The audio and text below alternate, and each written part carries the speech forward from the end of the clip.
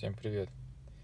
Одной из больших проблем Тигуана, это самого первого, потом рестайлова, это скрип дверных ручек.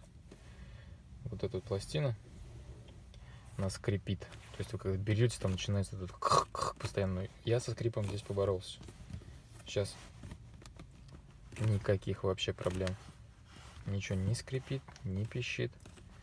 Сейчас я вам покажу, что сделал. Аккуратненько извлекаем.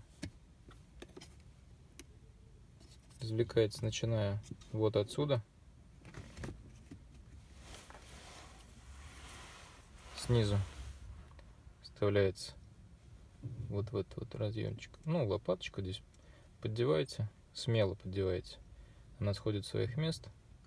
И начинаете отсюда до сюда ее потихонечку вытаскивать. Не начинайте отсюда, потому что, вернее, не рвите сразу прям со всей дури ее всю, потому что здесь она входит в паз.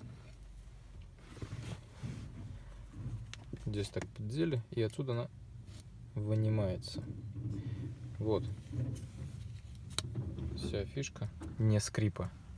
Я взял ваговскую изоленту и просто-напросто проклеил некоторые места. Вот видите, да, здесь. Ну а там он внутри просто заморочился и проклеил одну из торчащих. Вот так, в принципе. Все.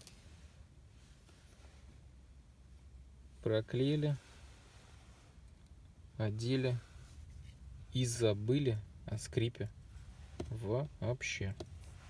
Все, всем удачи.